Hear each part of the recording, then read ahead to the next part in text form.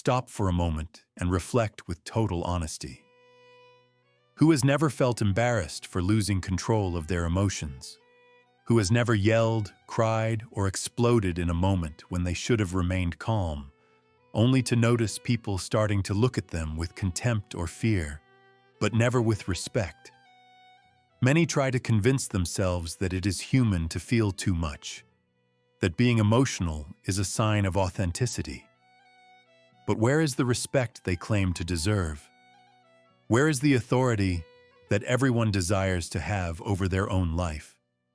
Nature would say that these people are nothing but slaves.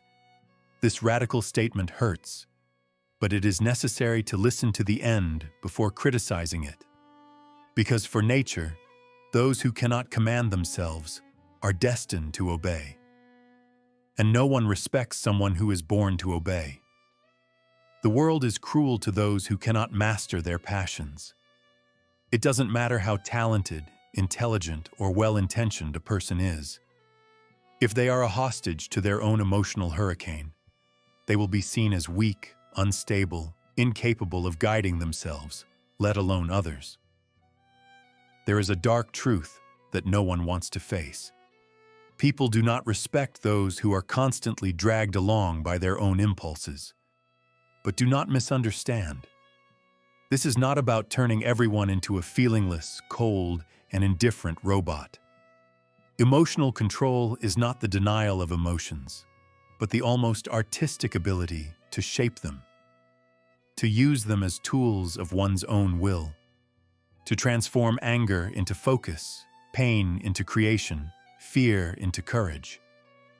This is the point where the difference between the weak and the strong begins, between those who are commanded by circumstances and those who shape the world around them. Many see things incorrectly and confuse controlling emotions with repressing them, as if they were exactly the same thing. How many times do we hear that someone who masters their feelings is cold, distant, almost inhuman? But this view, although it seems modern and sensitive, is nothing but a great misunderstanding. For Nietzsche, emotional control has absolutely nothing to do with suffocating what one feels. It is not about silencing the inner monster or pretending it doesn't exist. On the contrary, the philosopher saw emotions as vital, powerful, almost artistic forces, an essential part of being human. He believed there was greatness in feeling deeply, but he also saw tragedy in living as slaves to these impulses. In the logic of nature, mastering emotions means recognizing every inner shadow without fear or shame and deciding what to do with it. It is like the work of a sculptor. The raw marble is the emotions in their wildest state. To repress would be to hide the marble in the cellar, pretending it doesn't exist. To master, instead, is to sculpt, to choose forms, to give contours, to transform raw material into something beautiful, strong, and respectable. Nature believed that emotions are not just fleeting whims of the human soul. For him, every emotional impulse is a force of nature in its purest state, brutal, intense, irresistible. It is as if inside every human being there are storms ready to form, earthquakes capable of shaking everything around, volcanoes on the verge of eruption. Anger, for example, is one of those powerful forces. In an instant, it transforms the breath, hardens the gaze, clenches the fists. It is almost impossible to ignore the heat that floods the body, the urgent desire to react, to hurt, to prove a point. But Nietzsche saw beyond that. He understood that although anger is destructive when unleashed without restraint, it also carries a vital energy that can be transformed into courage or absolute focus. Fear is another gigantic force. It paralyzes, makes the shoulders hunch, makes the voice waver. But nature did not see fear as an absolute enemy. For him, fear is also a tool of nature, a primitive alarm that, if used wisely, can save lives and prepare for greater challenges. Sadness, too, has depth and power. It is in this emotion that the capacity for compassion, reflection, and genuine empathy resides. But if someone dives so deep as to get lost, they come to be seen as fragile, unable to bear the weight of life. For Nietzsche, humanity is divided almost cruelly into two types of people: the reactive man and the active man. The reactive man lives at the mercy of what happens around him. He is a slave to the environment, to glances, to words, to chance. When someone provokes him, he reacts immediately, sometimes with fury, sometimes with fear, sometimes with resentment. His moods rise and fall like a small boat in the middle of giant waves. The active man, on the other hand, is a different creature.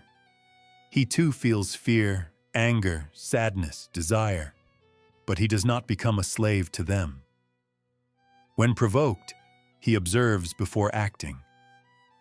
When filled with anger, he transforms that flame into fuel to achieve his goals. His emotions are not denied, but used as tools. Nietzsche believed that the active man is in tune with the will to power. Not power in the vulgar sense of controlling people or obtaining status, but power as a creative force, as the ability to transform oneself, to overcome limits, to give shape to one's passions. Behind every human strength or weakness lies a fundamental principle: the will to power.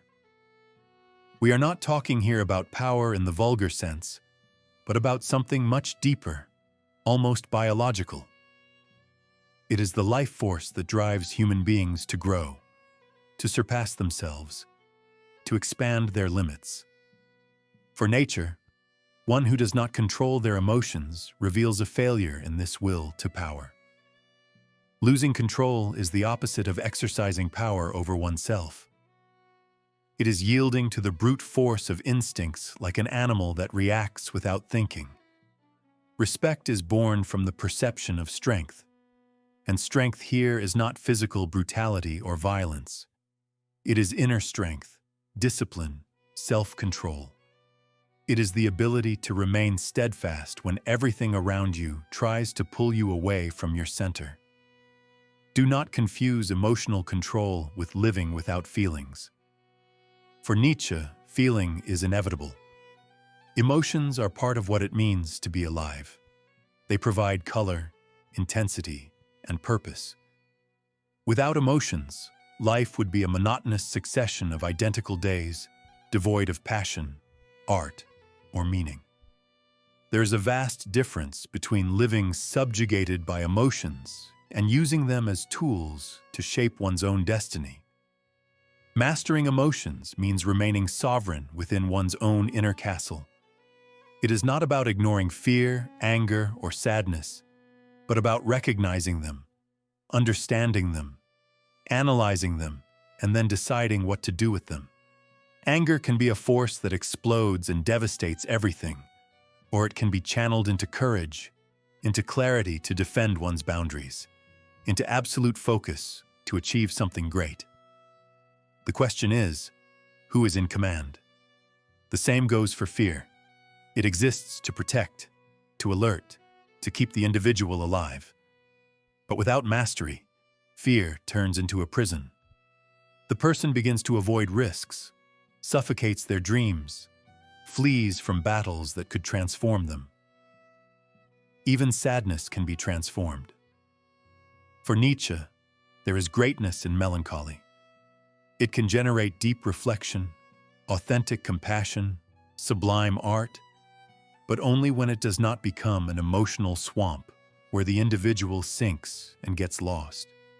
True emotional control is not about suppressing anything, but about choosing when to feel, how to feel, and above all, how to express it.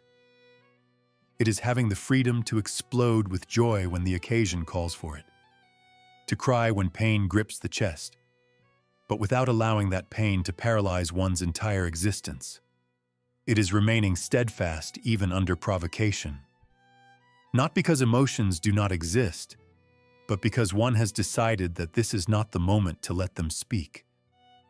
This is the supreme power of the active man, the ability to act and not just react, to make one's life a work of art where every emotion is a color consciously chosen to paint the picture.